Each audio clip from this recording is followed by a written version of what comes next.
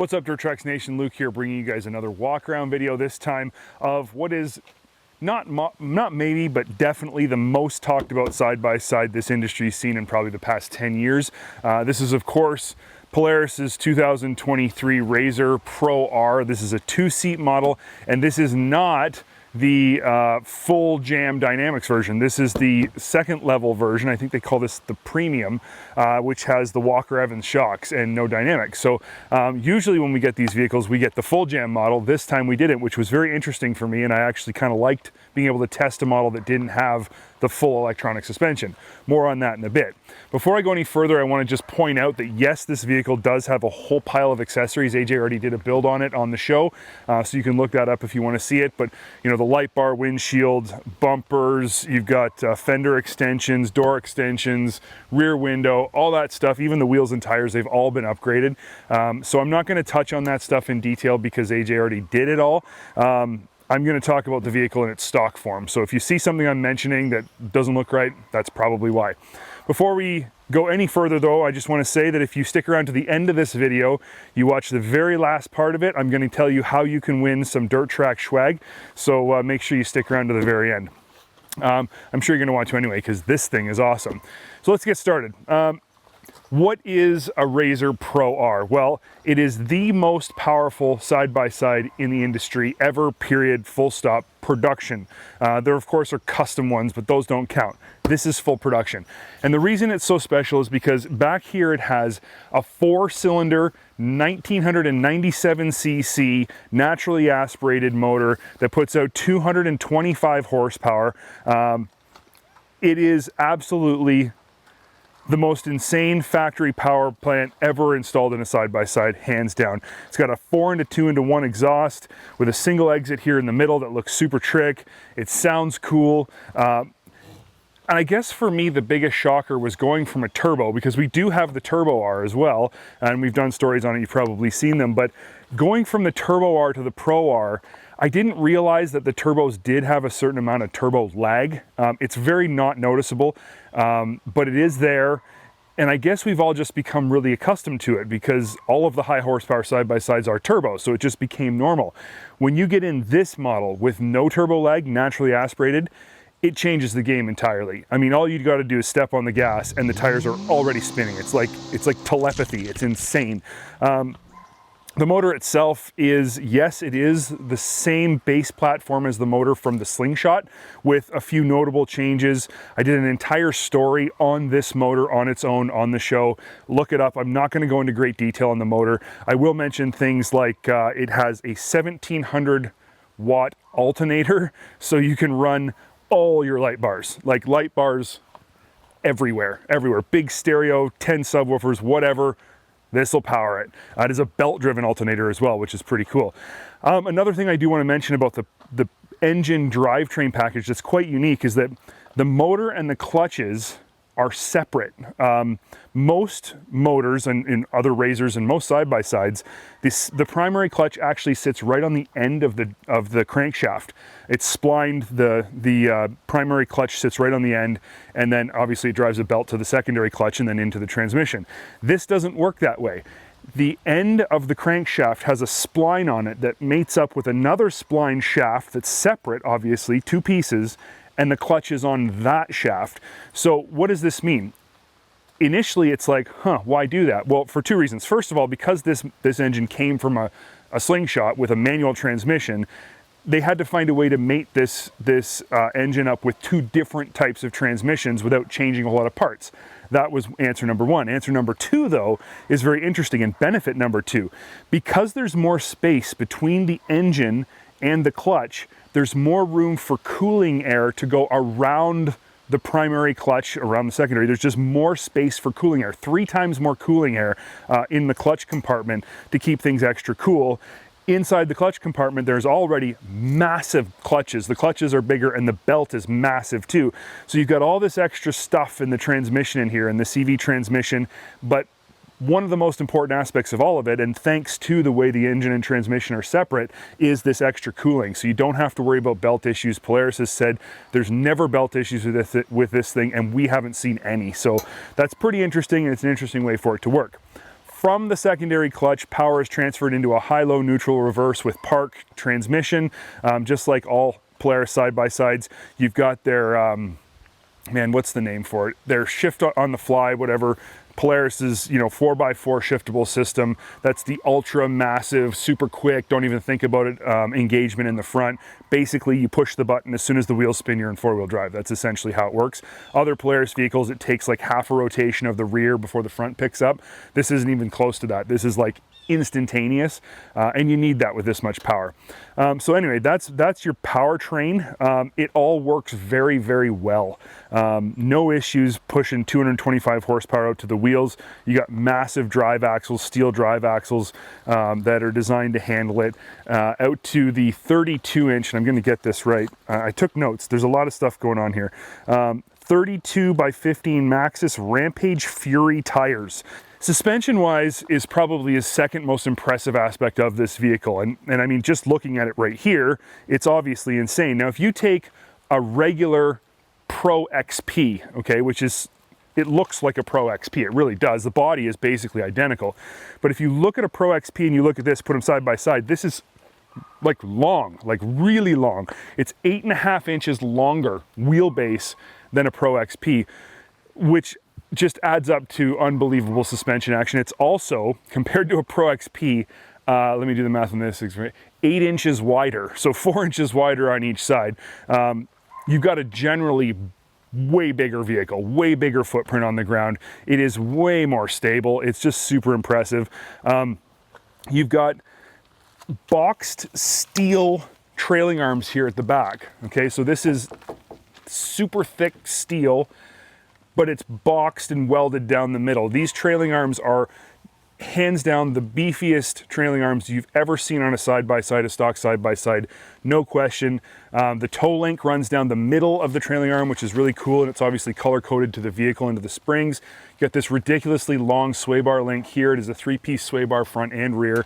Obviously your shock mount up here at the top, but this sway bar, or this trailing arm setup, is just unreal. It is just so tough and so beefy. Obviously you've got your radius rods at the back that are just huge steel welded to double shear ball joints on the end of everything, so they're extra tough. And then at the end of it all, you've got what's called unitized hubs. They're like automotive style hubs.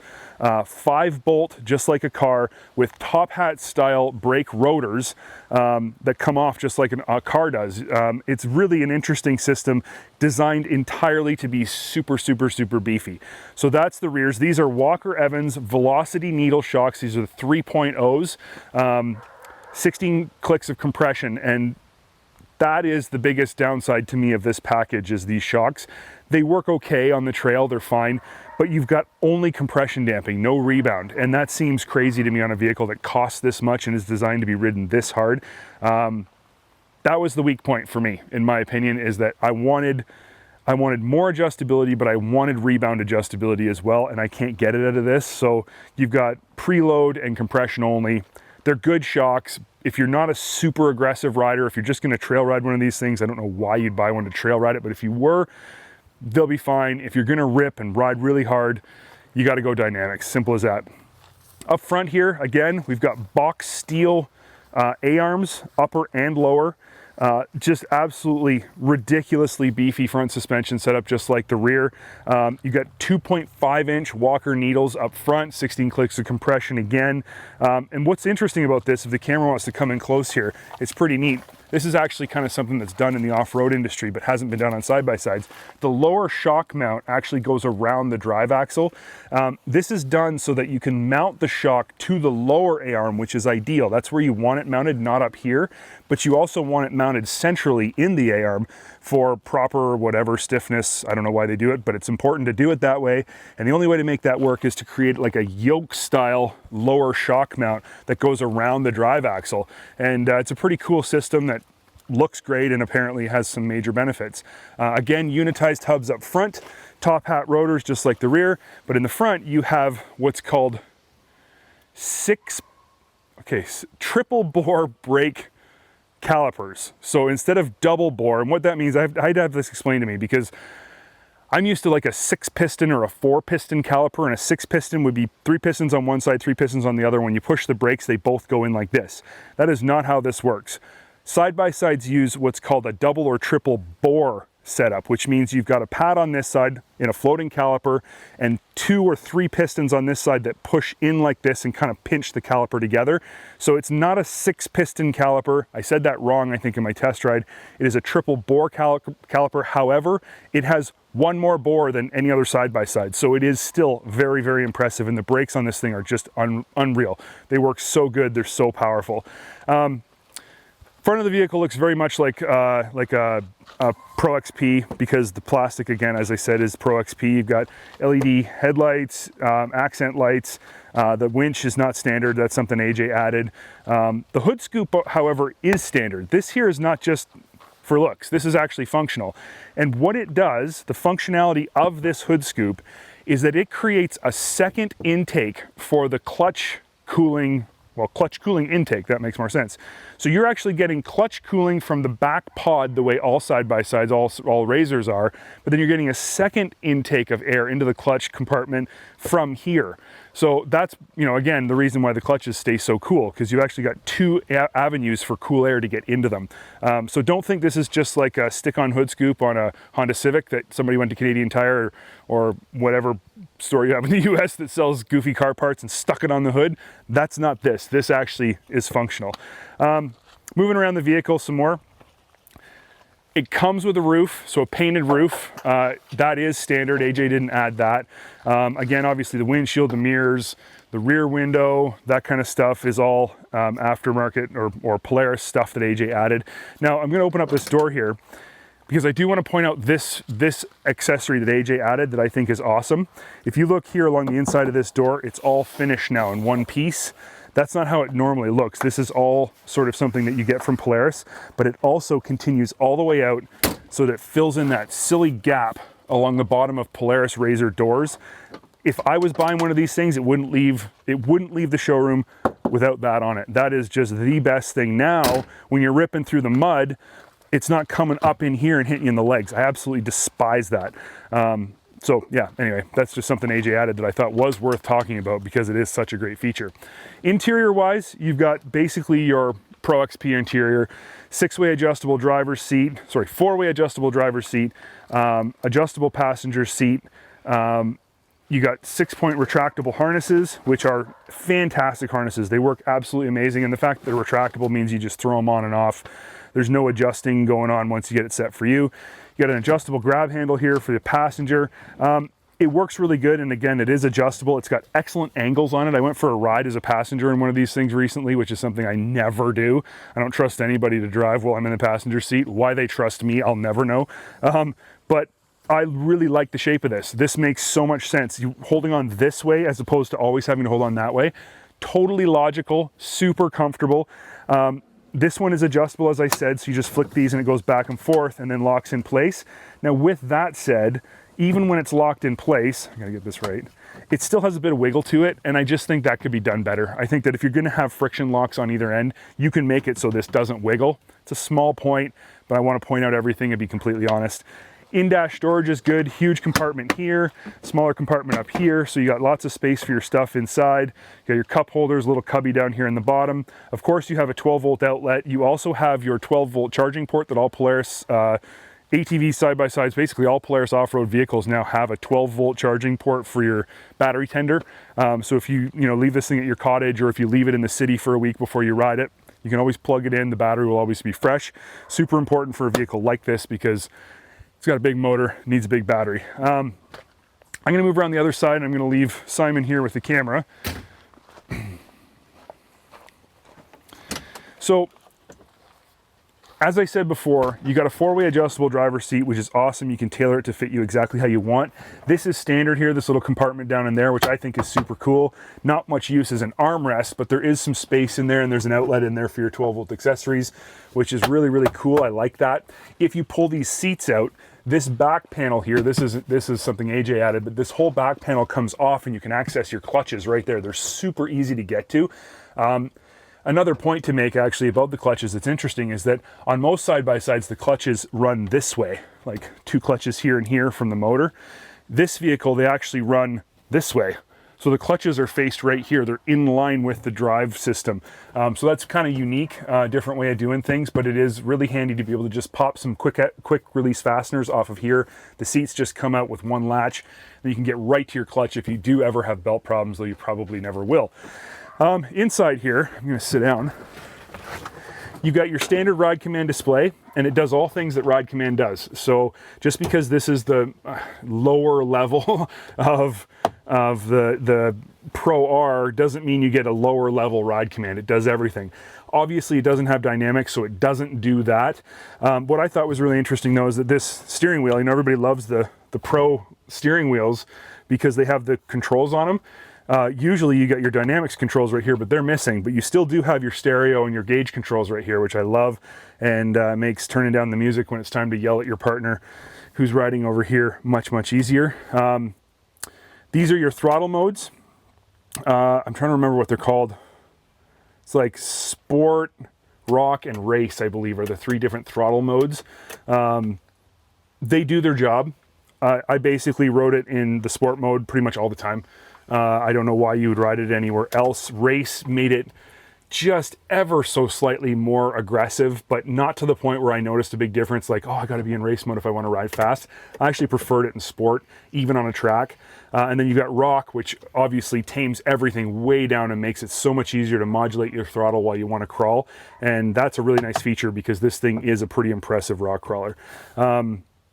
Yeah, gauge moves with the tilt steering column, and it is, again, a tilt and telescopic steering column, so something nobody else has at this point. This gauge moves with you, but you can also put all your gauges up on here, just like all Ride Command displays.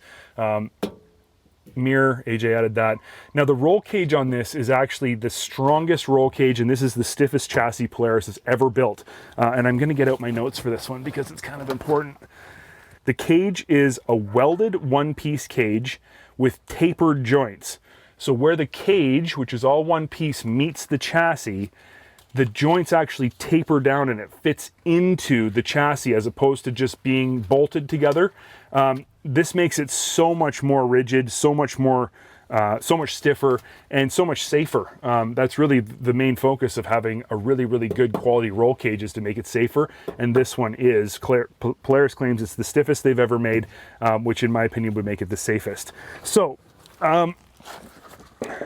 we're gonna head back to suspension now because I want to talk about some numbers. The numbers about this vehicle are the most impressive. As I said, you've got 74-inch width, which is the widest side-by-side in the industry right now.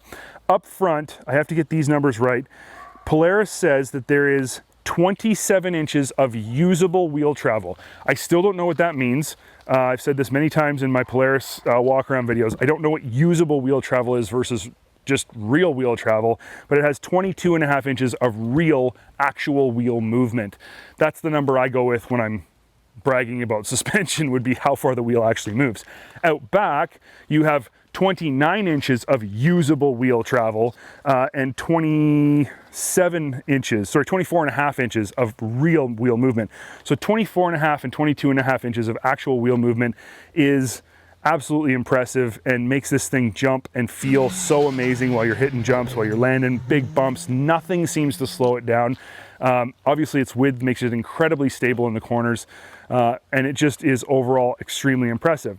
Now, there are some things that I do want to talk about that aren't or haven't been perfect about this vehicle, and I really want to be honest with you guys, and that's something I'm trying harder to do, is point out all the things, not just the things that are good, but point out all the things. So we did have a couple problems with this thing since we got it. The first problem we had relates to the rear wheels, and I can't show you the damage because we have new wheels on it, but I can explain to you what happened. So on all of these units, there is a metal deflector thing that sticks out right here. I've taken it off, but it sticks out right here, and it basically forms like a scraper between the bottom of the hub and the rim right here. It's steel, and it bolts on through these holes right here, and it basically is designed to scrape mud or sand, I guess, and stop it from getting caught between the hub and the rim, stop it from getting caught from building up inside the rim. Now, I have some theories about why they would want to do that. One of them is wheel balance on something that can go this fast. Having your tires balanced is a big deal, and having mud stuck in your wheel when you want to go 90 miles an hour probably doesn't feel real good. So that could be one reason. The problem with it is, it's a great concept, but right away on the first gravel road we took this thing out on, a rock got caught between the scraper and the rim and got stuck in there and ground away at the rim as we were driving, and eventually almost ground right through the rim. It basically ruined both rear rims. My suggestion is, unless you're driving in deep mud all the time, or unless you're just in the desert, take those off. They're like 2 14mm bolts, takes about 5 minutes. Take them off so that you don't get rocks and crap stuck in there, because it will wreck your rims if you're not like immediately on top of it. And when you're doing 90, how do you know when something gets caught in there? Even for just a split second could do irreparable damage. So that was one thing we had a problem with. The next thing was over here. Now this I don't blame Polaris for. However, it is their quality control, so they are responsible in the end for this. But what happened was this upper portion of the shock and the shock mount at the top is actually threaded together. So this shock mount up here is a separate piece from the shock body. They're threaded. That threading came loose, which allowed the shock body to rotate, and therefore the reservoir to rotate all the way around to this side, and it bumped into the sway bar bolt right here and ground up and down on the shock body. You can actually see the marks here where it was grinding on it. If we had left it a whole lot longer, it could potentially have ground through the reservoir. We caught it in time. It was a simple thing. It was just that the top cap came loose. However, that could have been a very expensive problem. And I mean, ideally, if this was my vehicle and this happened to my shock, I'd want that fixed, and this is going to be fixed under warranty. So just problem number 2 that we had. The third problem we had was sort of the biggest one. And that was quite simply the shift linkage system just stopped working right.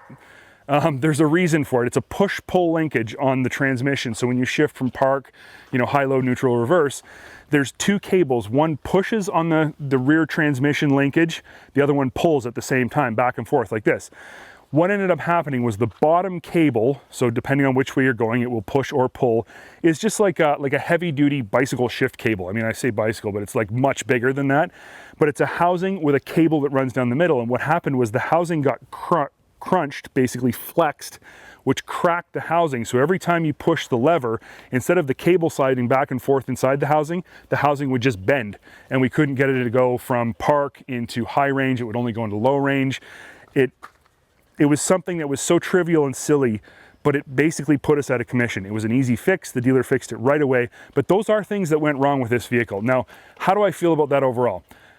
I'm not amped about it, but the vehicle is extremely impressive. And if those are the only 3 things we have trouble with and they get fixed, obviously the wheel one is fixed now that we've taken those parts off. This, I think the shock was just a total fluke. I don't think that's something that's going to happen to everybody. I think that was just a total random occurrence. Those things are going to happen. You can't fault Polaris for that. They just happen. It's production line. Things are bolted together. It happens. The shift linkage, however, I'm hoping that's not a weak link on this vehicle. We haven't had it happen again, but I am paying attention to it. My advice to anybody who bought one of these and wants to avoid it, and I think how we caused the problem, was parking on a hill. Putting it into park on a hill, and then you have to reef it out of gear because the weight of the vehicle is pushing against the drivetrain. You got to crank it out of gear. I think that's what caused the problem and put too much stress on the shift linkages. So we basically just try our best not to park on hills anymore, though that will end up being quite impossible for some people in some situations. There you go. All of that said, I can't think of anything else I want to talk about. It does have a Rockford stereo. It is not like the Stage 4 stereo that you get with the Ultimate Edition that has dynamics. It has the speakers, on the front, the tweeters up on there, and it sounds good enough. It's a great starting point, and Polaris does a great job because it's all ready for the bigger parts of the stereo. Everything's already ready to go. You just have to install it. AJ did install the subwoofer on this one as part of his modification process, so we are pounding some sick beats now. And then the other thing, of course, is that this has a bus bar. Polaris's bus bar is the absolute best feature when it comes to adding aftermarket accessories. It makes hooking things up so simple, so quick, so easy. You want to add a light bar?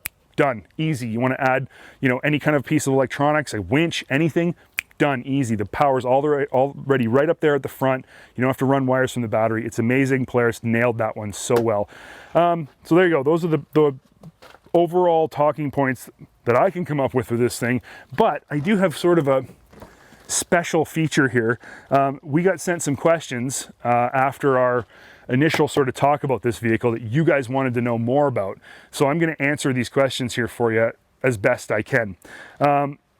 First question was, are we going to do a complete review? Yes, it's already done. It should actually be up on YouTube here any moment, so if it's not already. So you can go find our complete review on this vehicle, test ride style, more the way we do it on the show versus this walk around style. So go look for that. There's all kinds of really sick footage in that one.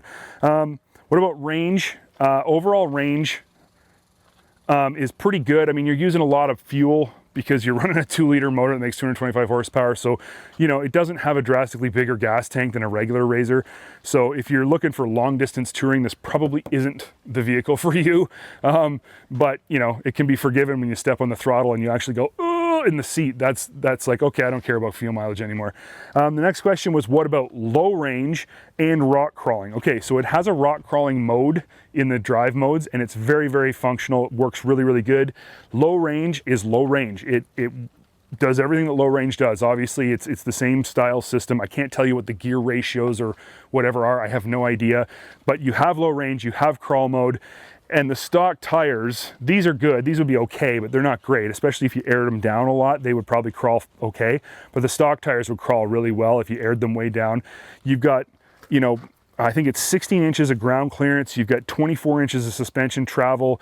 I mean, this thing is just so ready to articulate and crawl and just be stable in the rocks. I haven't had a chance to really push it. I've crawled some small stuff and I was just super impressed, but I have no doubts this thing would crawl like an absolute champ. In fact, taking this to Moab would just be absolutely unreal. That's something we gotta do. We gotta go to Moab with this thing. New story idea. Okay, next, comfort. Did you like the Pro XP? Was it comfortable? Same thing, same seats, same cockpit, same everything, but more travel, more suspension travel. So is it comfortable? Extremely comfortable. One thing I noticed with this vehicle that's impressive to me, especially after going in the general after I rode this for quite a bit, this thing has tons of legroom for a tall guy. I'm 6'1". There is so much legroom in here. I can stretch right out. In fact, I put the driver's seat one click forward. The only side-by-side in the industry I actually move the driver's seat forward because there's too much room. So in terms of like tall person or big person comfort, this thing is fantastic. Okay, is it hot to drive or did they insulate from the heat? It is not overly hot to drive. It's pretty impressive actually. You would think with that big motor back there, it might get hot, but if you look from the side here, the motor is completely behind you. There's no motor sticking up behind you. It is all exposed. Tons of cooling gets back in there, blows the heat away. There's no heat billowing up inside the cab. And most importantly, the exhaust is all behind you. There's no exhaust blowing up onto the, I guess you'd call it the rear firewall. None of that. So it's extremely cool. Obviously all side-by-sides, especially when you add windshields and rear windows and stuff like that, they do get hot inside. They're gonna get hot, but it's nowhere near as hot as like some of the old RZRs that would like burn your legs on the middle console, you know. It's nothing like that at all. Nothing like that at all. I would be happy to drive this all day anywhere. I would, if I was putting a windshield on, I would use a folding windshield, not a solid one piece. That's just me.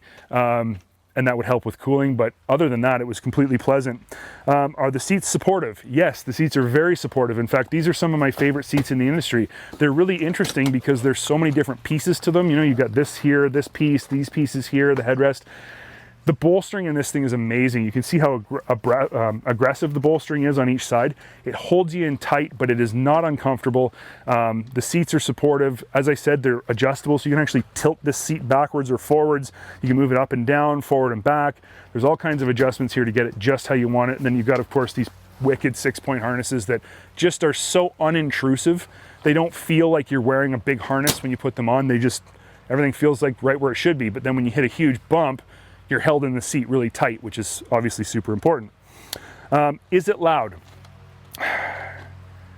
It's actually not that loud, but it has a very different sound than any other side-by-side because it is a 4-cylinder. It sounds a lot like a car, obviously, because cars are 4-cylinder motors, but it's not that obnoxious thumping noise that you can get with a really loud twin. I would definitely liken it more to a Can-Am triple. That sort of smoother, I don't know what you call it, cadence. Obviously more cylinders, smoother cadence, but it's not crazy loud. It does, however, sound flipping awesome. I'm not a proponent of putting exhaust on things where you shouldn't have them, but if you're out in the desert and you put an exhaust on this, I bet it just sounds unreal. It's like music. Record it, send me the clip, and I'll fall asleep to it at night. It just probably sounds that good. So we have a stock exhaust. It sounds just fine. Those were all your questions. So I think I've answered everything. I hope there's nothing I've missed. There may be. If I missed something that you're dying to know, just put it in the comments, ask the question, and we'll do our best to answer it. Which brings me to my final point. I told you if you spent this whole thing listening to me go on and on about this vehicle and made it to the very end, I was going to tell you how to win a prize pack of some Dirt Track swag. So here's how you do it. All you got to do is comment under this video and tell me what you think about a 4-cylinder engine in a side-by-side making 225 horsepower. Is this too much? I don't want to hear comments about it's too expensive. It's not too expensive. It is what it is. If you don't like the price, don't buy it. Buy the cheaper version. Polaris has a whole lineup of razors for people who don't want to spend this kind of money. This thing is extremely expensive, but it's not meant for everybody. So I don't want to hear comments about, oh, it's too expensive. Side-by-sides are getting crazy. Whatever. I'm not listening to those. But what do you think of the power? What do you think of a 4-cylinder? Have we gone too far these days, or is it just right? I know what my answer is, but I'm curious to see what yours is. So definitely leave that comment.